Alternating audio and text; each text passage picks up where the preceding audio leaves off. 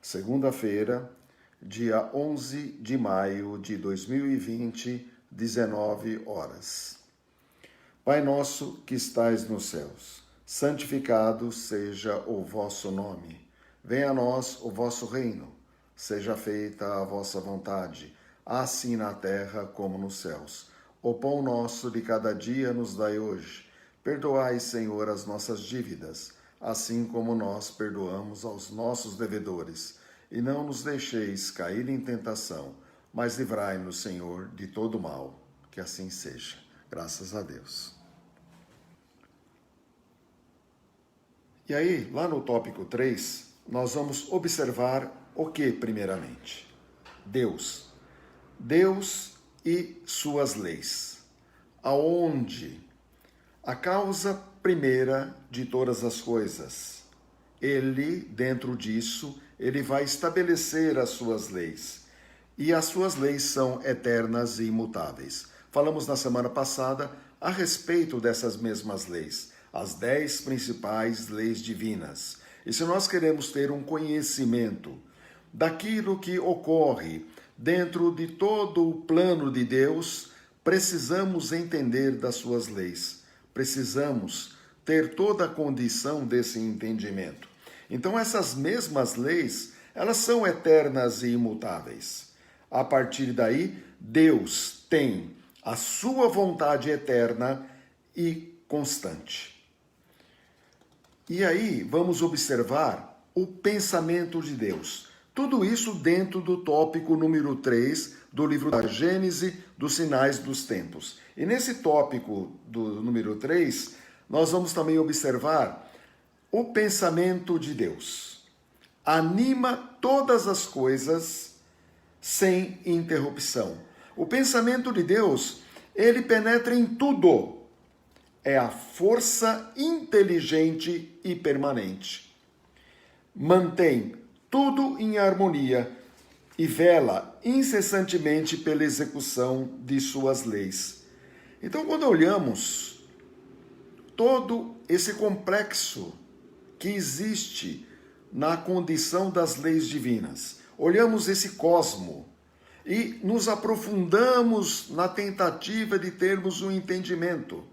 Às vezes parecem coisas que são vindas do acaso, outras coisas que parecem que pertencem ao caos, mas na realidade está tudo intimamente ligado a uma vontade eterna e constante de Deus. E dentro desse pensamento de Deus, nós vamos ver que tudo permanece em harmonia. E aí vemos o quanto é perfeito a condição de nós observarmos toda a situação dessa harmonia que é proveniente dessa força inteligente e permanente. A partir daí, dentro desse pensamento de Deus, nós vamos olhar os espíritos. E esses espíritos, nós pertencemos, porque também somos espíritos encarnados. Mas vamos ver os espíritos povoando os espaços. Os espíritos em todo o plano existencial promovido por Deus nosso Pai, aonde nós vamos ver que não vai existir nenhum espaço ocioso e aonde nós vamos observar que tudo pertence a uma condição da vontade de Deus dentro da promoção de suas leis divinas. Estamos insistindo na questão das leis justamente porque temos o dever e a obrigação de estudarmos as leis, para que possamos vir a aplicar as nossas vidas, para que tenhamos o entendimento do porquê e para quê e as motivações por que ela acontece. A partir daí, esses espíritos que povoam os espaços, eles são os seus ministros, encarregados dos detalhes e, logicamente, seguindo atribuições que compete ao grau de adiantamento de cada um. E aí nós olhamos o quê? Nos livros, através de André Luiz, escritos pela mediunidade de Chico Xavier, desde o nosso lar até a vida continua. E vamos ver o quanto que esses espíritos influenciam e são aqueles emissários de Deus para poder serem aqueles que vão determinar as vontades de Deus junto a esse povoamento do espaço. E aí vamos observando Deus de novo e o próprio universo. E aí olhamos que dentro do nosso sistema solar temos alguns planetas, mas na nossa galáxia temos 300 bilhões de sóis idênticos ao nosso. São 300 bilhões de estrelas que compõem também seu número de planetas. Isso dentro da nossa galáxia. E aí, se olharmos os incontáveis números de galáxias existentes, porque não conseguimos mensurar isso, não temos uma unidade de medida para isso, nós vamos observar que o nosso universo é infinito, porque ele é sempre dirigido pela vontade incessante e permanente e eterna de Deus.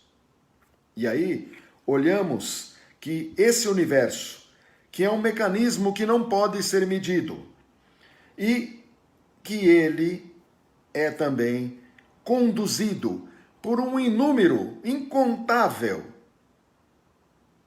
espíritos ou medidas de inteligências. Sempre as inteligências trabalhando em prol do desenvolvimento do espírito humano. E aí não vamos entender que dentro do processo da nossa humanidade, ela não está restrita ao nosso planeta Terra. Estamos, ora nesse planeta, ora no mundo dos espíritos, ora em outros planetas. Somos muitos imigrantes de outras regiões planetárias, cumprindo determinados papéis dentro desse planeta, e tudo isso no fundamento da execução das leis divinas. E aí, saímos de Deus, fomos para os espíritos, fomos para o universo e agora vamos para um imenso governo de Deus. Imenso governo, ou seja, existe o poder que domina, o poder que cuida, o poder que ampara, o poder que fortalece, o poder que dirige, a harmonia existente, a perfeição à nossa volta a todo momento, nos chamando para atingi-la, porque mesmo Jesus nos convida à perfeição a todo momento. E se ele diz que nós podemos vir a ser perfeitos, ele está nos dando esperança de crescimento. E é justamente isso que estamos, nesse momento, trabalhando para que possamos vir a ter um mundo melhor.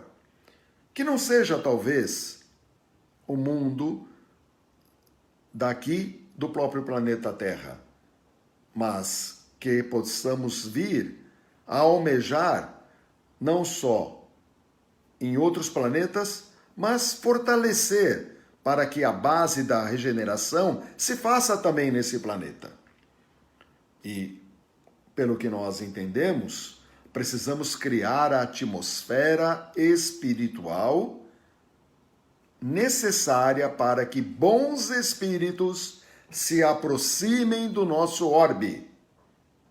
Se existir desespero, se existir medo, se existir dúvida, se existir confusão, se existir muitas imperfeições, se existir essas disputas funestas, se existir as guerras, se existir a maldade, como vamos pleitear a mudança para o mundo de regeneração? De que forma vamos fazer isso? Então, precisamos sempre estarmos atentos a nossa própria condução de comportamento, de pensamento, de sentimento. Porque somos aqueles que, dentro de um ensaio muito grande, dentro de uma preparação em um projeto reencarnatório, viemos, como ato da misericórdia divina, exercitarmos a vontade de Deus. Então temos o nosso papel fundamental, principalmente em termos do entendimento. E o único privilégio que nós espíritas temos é o privilégio de vivenciarmos a vida espiritual por antecipação. E quando vivenciamos por antecipação, vamos observar na literatura espírita, principalmente nas obras básicas, nas complementares de Chico Xavier, que a proposta da mudança, ela já foi dada o início para todos nós. E nós estamos no momento oportuno para que isso venha a se concretizar. A partir daí, nesse imenso governo, cada ser inteligente tem a sua parte de ação. A vontade única mantém a unidade. Essa vontade única é a soma de todas as vontades dessas inteligências submetida à vontade de Deus, que naquele primeiro momento, nós lá no 3, porque agora estamos falando do 4, tópico 4, nós vamos observar que essa vontade de Deus, ela é permanente, ela é eterna. Então não temos como resistir a ela. A partir daí, existe essa vontade que tem uma vasta potência reguladora. E aí vamos ver algo importantíssimo. Porque tudo é movimento. Então tudo se move. O processo de crescimento espiritual é um movimento. O nosso planeta, ele gira, ele tem movimento. Nós nos locomovemos, existe um movimento. Se nós pensamos e emitimos o nosso pensamento através do veículo condutor, que é o veículo cósmico universal, ele se deslocando, ele está em movimento. E aí olhamos que nesse movimento do tudo se move, tudo funciona numa ordem perfeita. E dentro dessa ordem perfeita, nós vamos ver que algumas coisas podem parecer perturbações, mas são movimentos parciais e isolados que só parecem ou aparentam irregulares. Nada mais que isso. Porque tudo tem uma ordem perfeita. Porque a nossa vista é limitada. Nós ainda não temos o lastro necessário do entendimento para podermos ter a condição de estendermos as nossas vistas mais adiante. Ter uma abrangência maior de entendimento. Ainda somos limitados ao nosso estado atual evolutivo nesse planeta. Ou seja, precisamos estar a todo momento saturando o nosso entendimento de coisas boas, procurando transformar os nossos sentimentos a todo momento. Então não podemos ficar estacionários de maneira alguma. E agora nós vamos ver que só temos a certeza de que tudo é uma grande harmonia. E agora lá no tópico 5, nós vamos perceber a lei do progresso novamente em nossas vidas. Aí sabemos que da lei do trabalho decorre-se a lei do progresso. De novo as leis, o entendimento, repetindo, o entendimento desse texto, ele é aquele que nos remete ao estudo das leis. Precisamos ter esse estudo das leis. Aí a nossa humanidade realizou e vai continuar realizando incontestáveis progressos. Olha como nós estamos agora, por nossa inteligência, inteligência dos homens. Nós estamos atingindo resultados jamais pensados. Nós estamos crescendo no campo da ciência. Nós estamos crescendo no campo das artes. Nós estamos crescendo no campo do bem-estar material, nos avanços tecnológicos, no encurtamento de distâncias. Quanto falta ainda realizar? Mas vemos que são progressos importantíssimos no âmbito material, mas provenientes da nossa inteligência, da inteligência humana. Então vemos o quanto somos capazes ainda de termos esse crescimento espiritual.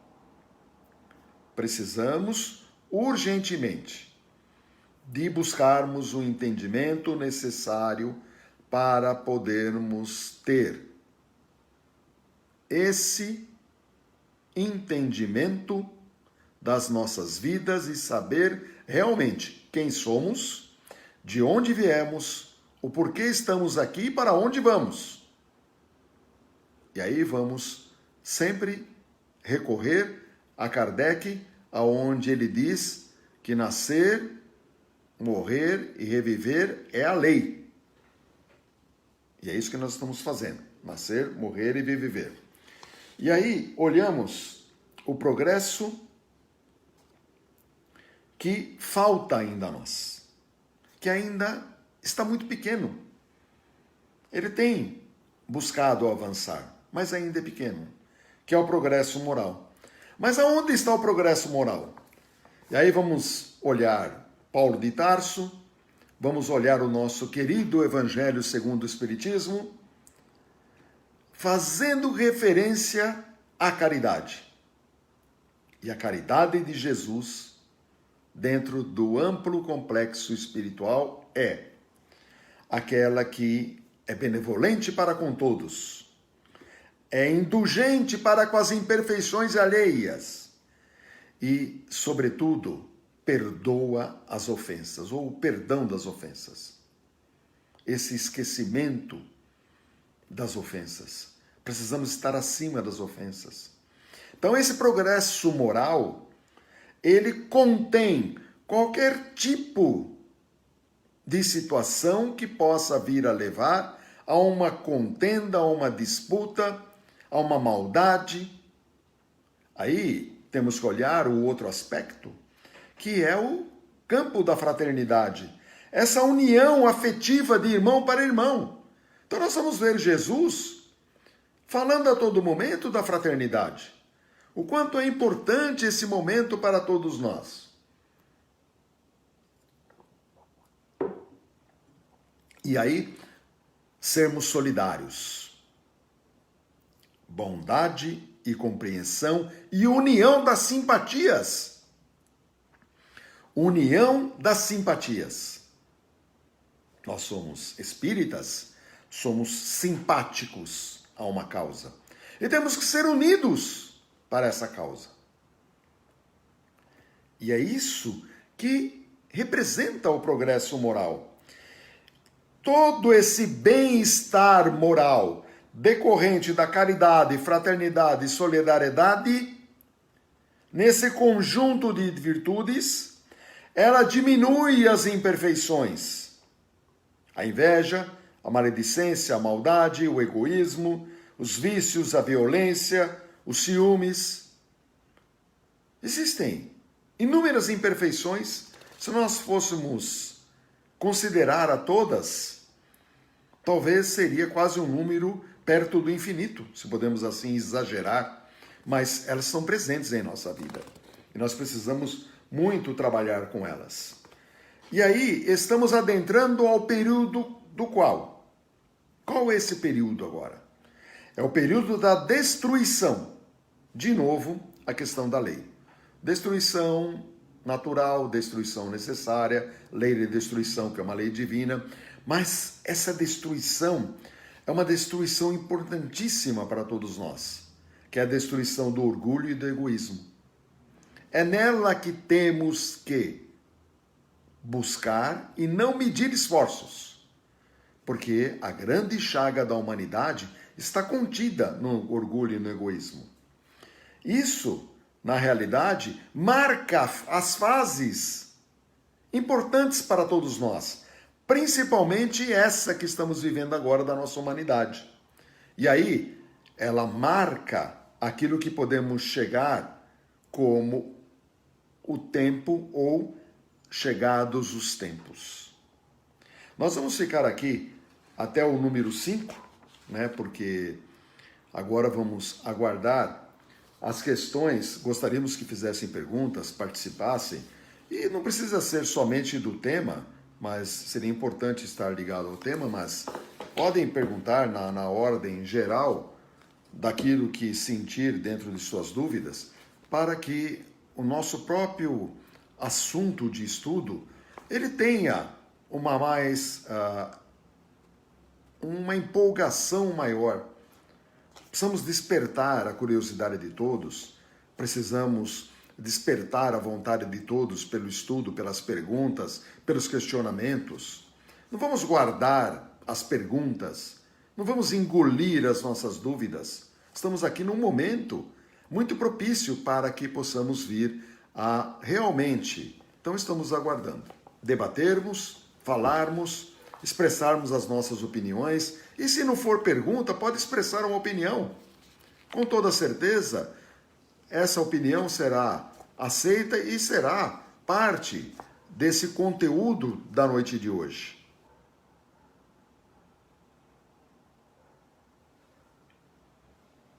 Vamos dar sequência agora a falarmos novamente da questão do progresso moral, do quanto ele é importante para todos nós. Quando trabalhamos na nossa querida doutrina espírita, quando fomos convidados para esse momento no nosso projeto reencarnatório, todos nós assumimos compromissos. E dentro desses compromissos, pela misericórdia divina, nós sempre nos comprometemos seguimento a fazer o melhor de nós. Tem um livro muito interessante na internet, novamente, do nosso querido André Luiz, chamado Os Mensageiros. Pensávamos que talvez seria um pouco mais tranquilo. Tem a nossa história, mas a história dos médiuns que faliram, daqueles que receberam compromissos, daqueles que se comprometeram, daqueles que tinham todo um propósito de melhoria e foram dadas todas as oportunidades para que pudessem vir a desempenhar a sua tarefa. Inclusive com a ferramenta chamada mediunidade, adequando o físico, o psíquico, para que essa ferramenta fosse bem trabalhada. E, dentro desse contexto, quando lemos esse livro, nós vamos ver em que posição nós podemos vir a estar. Ou vamos estar na condição daqueles que vão executar o seu propósito, ou podemos vir a estar na condição dos chamados médiuns falidos. Vamos às perguntas. Boa noite. Eu pergunto o seguinte: quando vemos a televisão noticiando 1.000, 2, 3, 4, 10 mil mortos, 11 mil mortos, por que de uns certos dias para cá parece que essas notícias já estão ficando mais assim, não estão tocando o sentimento da gente como teria que tocar? O que você me diz a respeito disso? Na realidade, o que a gente ouve muito é a questão de um exagero frente a um determinado número de informações. Informações que são tendenciosas, informações que talvez possam vir a fazer parte de uma estatística, não importa. Mas quando nós ouvimos alguma coisa, nós vamos ouvir números. E muito dos números não nos chamam a atenção, a não ser para nos assustar ou nos intimidar. O que nós temos que buscar dentro do entendimento é que todo o tipo de epidemia que existe, ele vai ter a sua consequência. Alguns organismos, eles podem vir a sofrer uma letalidade frente à ação de determinado vírus, vamos dizer assim. E dentro de margens que a própria matemática nos mostra que esse tipo de doença provoca, então vamos ver aí 7, 8%, 10% dos chamados infectados. E quando vemos que uma pessoa pode infectar 4, 5, esses 5 vão infectar mais 20, esses 20 vão infectar mais 60, mais 80, mais 100. O que nós vamos perceber? Números crescentes, até o momento em que estiver o próprio organismo já com o anticorpo necessário para que não venha mais esse tipo de letalidade crescer. E nós temos, como espíritas, que fazermos preces a Deus, pedir a Ele, a Jesus, que interceda por nós, para que, num momento tão difícil, onde vemos números crescentes, assustadores, eles não nos intimidem, para que possamos vir a seguir em frente em nossas vidas, para que nós possamos vir a crescer dentro desse processo. E todos nós sabemos que as mortes, elas são algo natural dentro da vida humana, independente se ela é por doença, independente se ela é por acidente, independente de qualquer forma que seja. Mas o que nós temos que entender é que, para nós, a morte não existe.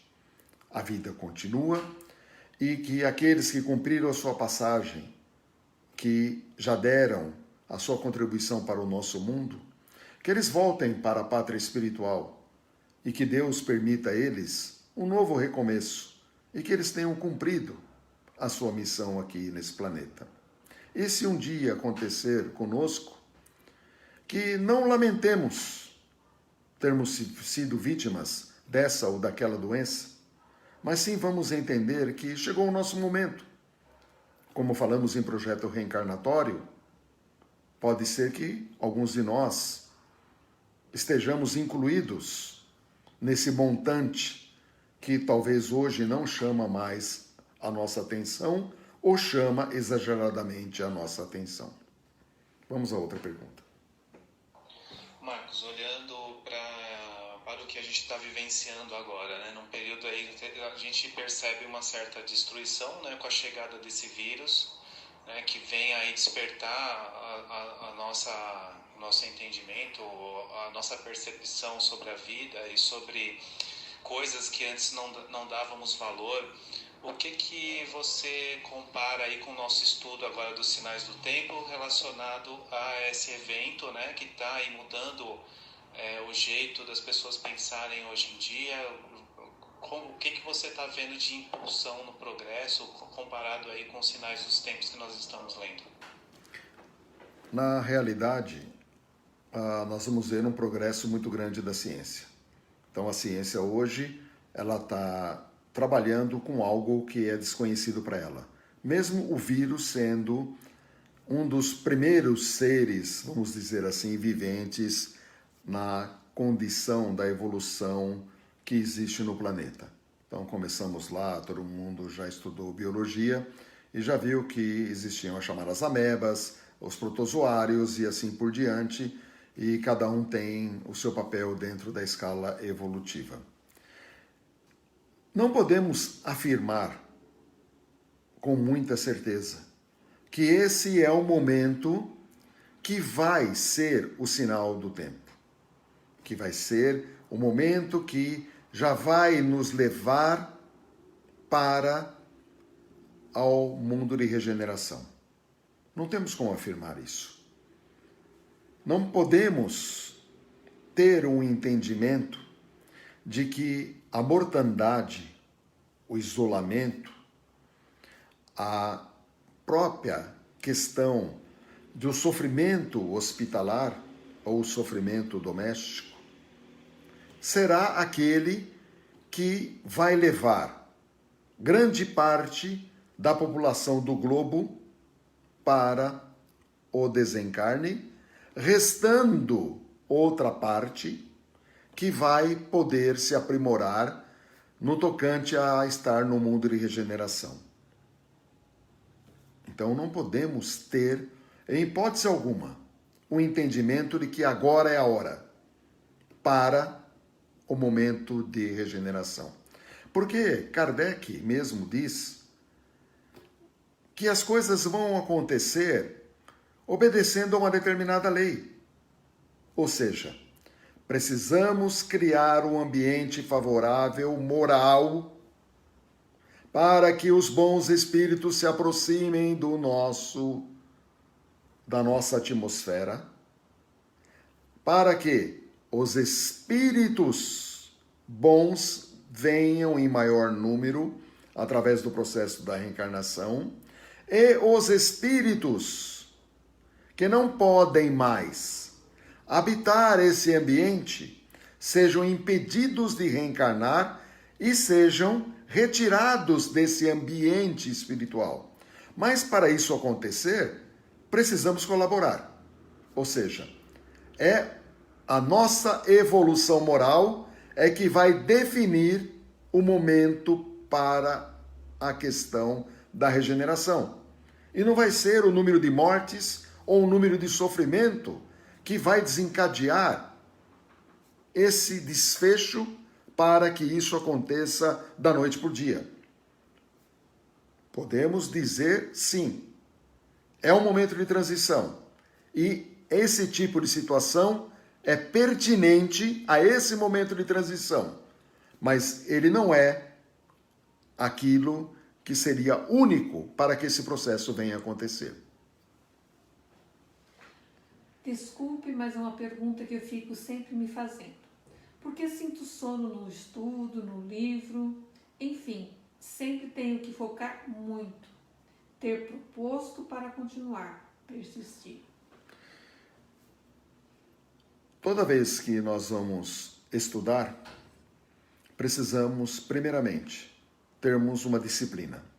Essa disciplina, ela está condicionada a determinados hábitos. Exemplo, qual o meu melhor momento do dia que eu possa vir a produzir mais? Pode ser pela manhã, pode ser pela tarde, pode ser pela noite, pode ser pela madrugada, não importa. Quando podemos nos isolar sem nenhum tipo de som ou mesmo uma luz que possa vir a nos atrapalhar, e nós nos recolhemos. E aí vamos para o momento de estudo.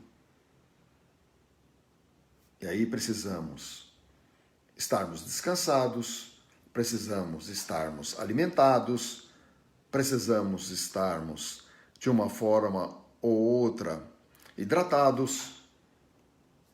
A partir daí, nos acomodarmos em determinadas posições que são confortáveis para nós e que não nos induzam ao sono. E aí, o estudo, ele não precisa ser aquele estudo de 1 hora e meia. Ele pode ser um estudo de 15, 20 ou 30 minutos por dia. Ou 2 vezes ao dia, dependendo de cada um, ou 3 vezes ao dia, dependendo de cada um. Não importa. Ele sendo um estudo com material de pesquisa, que hoje em dia é muito farto através da internet, nós podemos, em 30, 40 ou 50 minutos, no máximo, termos um bom entendimento daquilo que nós desejamos estudar. E a partir daí, esse sono, ele vem a desaparecer. Por quê? Porque estamos nos preparando para esse momento de estudo. Marcos, a pergunta 731 do Livro dos Espíritos, né? Capítulo 5 da Lei de Destruição. o seguinte: por que, ao lado dos meios de conservação, a natureza, ao mesmo tempo, colocou os agentes destruidores? E a resposta: o remédio ao lado do mal, já o dissemos, é para manter o equilíbrio e servir de contrapeso. Você poderia falar um pouco? Sim. Tudo tem uma harmonia. E aí tudo obedece a uma lei. Aí quando falamos de lei de destruição, o nome até choca, ela está subdividida em 2 pontos. A destruição natural e a destruição que ela é abusiva. Então, dentro da condição natural, são as situações que acontecem de acordo com o corpo que nós temos, o planeta em que nós vivemos, a atmosfera do planeta em que nós vivemos, tanto psíquica quanto física. Tudo isso tem o seu momento que é necessário para essa condição evolutiva nossa. Agora, quando se trata da abusiva, e aí da lei de conservação entra muito nisso, porque a lei de conservação, ela nos dá aquele senso de nos protegermos, como por exemplo a fome. Temos fome e vamos nos alimentar. Se não temos com que se alimentar naquele momento, mas podemos buscar alguma coisa semelhante para que venhamos a ter uma certa saciedade. E essa lei de conservação, ela nos protege inclusive contra até as ideias de suicídio. Quando abusamos, aí a lei de conservação também, ela começa a ficar fragilizada com os nossos abusos. Então colocamos os nossos ímpetos em primeiro lugar, colocamos as nossas ganas em primeiro lugar, os nossos vícios em primeiro lugar, e aí não nos protegemos como a lei de conservação o pede. E aí entra aquilo chamado de destruição abusiva. É que podemos estar vivendo nesse momento parte dessa situação como uma destruição abusiva, mas também como uma destruição necessária. Porque num todo, aquilo do necessário, ele também repercute naquilo que é o chamado abusivo. Então, você transforma o abusivo no necessário. Mas isso por questão do nosso próprio livre-arbítrio. Nós contribuímos para isso. Se nós pegarmos o histórico desse momento, segundo os cientistas, e tem até um filme muito bom que repercute essa situação imediata, chamada, acho que, Contágio, ele nos mostra o quê? Que da alimentação de um determinado animal, um morcego, um tatu, que é semelhante ao nosso, desse outro país chamado China, dos hábitos alimentares de se alimentar de gatos, cachorros, da carne, seja ela qual for a procedência, isso é uma questão de destruição abusiva. Isso tem suas consequências. Então, pela índole, pela moral, pelo comportamento, pelo local, pelo organismo físico, se adentra para poder se saciar de um apetite que é decorrente de uma fome, mas que tem seus excessos dentro desse apetite, e isso leva à chamada destruição. Então, a lei de conservação, ela fragiliza, ela não tem mais como proteger. A partir daí, ficamos à mercê daquilo que desejamos, ou seja, saciar o nosso apetite. E isso hoje, ele tem um preço. E esse preço nós estamos pagando de diversas formas. Uns sofrendo de uma ordem material e outros sofrendo por uma ordem moral. Por quê? O material é o físico, doença, às vezes perda de fortuna, às vezes falência, mas tem a ordem moral. Aqueles que estão perdendo entes queridos, que o ente querido se vai, simplesmente se vai. E de uma forma, às vezes, inesperada, porque muitos acontecem do dia para a noite, não tem sintoma algum, e são levados. Então, nesse aspecto moral, é muito dolorido. E é por isso que temos que fazer sempre a distinção pelo caminho da lógica. Porque o livro dos Espíritos, ele é a nossa filosofia, ele é a nossa sabedoria. E temos que ter amor a essa sabedoria. E, logicamente, ele destrincha a questão que nós vamos ver aqui, que é a destruição necessária e a destruição abusiva. Tem uma pergunta aqui que se refere à primeira pergunta respondida por você, que é a Beth que está fazendo. Então pode ser um sinal de que estamos aprendendo a usar a razão, deixando o coração de lado? Estamos aprendendo a aceitação raciocinada? Alguns de nós estamos usando a nossa razão. Outros ainda apelam para o ímpeto e para a emoção. Ainda não conseguiram separar. Por isso que tem-se agora essa divisão do sofrimento físico e do sofrimento que ele é moral. Nós, hoje, espíritas, estamos experimentando os dois, de uma forma muito grande. Mas outros também, que estão pensando só na matéria, também sofrem moralmente. Mas ainda não têm a consciência da razão. Se todos eles tivessem, ou todo o planeta, tivesse um exemplar do Livro dos Espíritos na mão, e tivessem um mestre como Jesus no pensamento, com toda certeza, esses momentos seriam mais suaves, seriam momentos mais calmos, mais tranquilos, para poderem vir a ser superados. E não dentro de um caos, num desespero ou de um medo. É tudo isso que precisamos e devemos de evitar, utilizando-se da razão. Boa noite, Marcos. Você disse que a gente podia expressar opinião ou falar algo a respeito.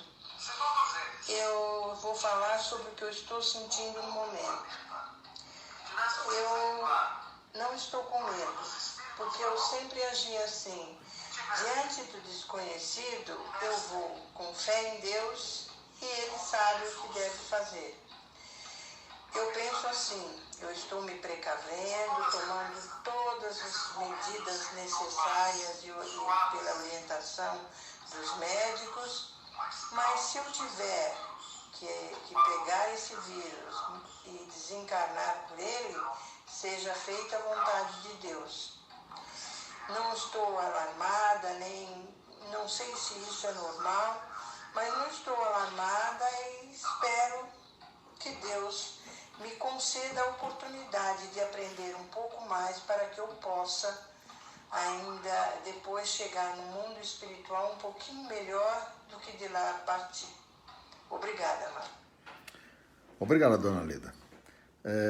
Um bom pensamento, isso que importa, e vemos que, na realidade, é um pensamento de uma espírita. E gostaríamos que todos nós, estivéssemos imbuídos nessa ideia, porque ela é importantíssima para nós, porque isso se chama calma e nós temos que ter muita calma na luta. Então vamos elevar o nosso pensamento a Deus, a Jesus, aos bons espíritos amigos, que nos agraciaram nessa noite. Que possamos vir a ter sempre esse amparo necessário e que eles nos intuam e sempre nos motivem a seguirmos adiante com a nossa querida doutrina espírita. Graças a Deus. Pai nosso que estais nos céus, santificado seja o vosso nome. Venha a nós o vosso reino. Seja feita a vossa vontade, assim na terra como nos céus. O pão nosso de cada dia nos dai hoje. Perdoai, Senhor, as nossas dívidas, assim como nós perdoamos aos nossos devedores. E não nos deixeis cair em tentação, mas livrai-nos, Senhor, de todo mal, que assim seja. Graças a Deus. Obrigado, gente. Boa noite e até a próxima semana, se Deus quiser e assim permitir.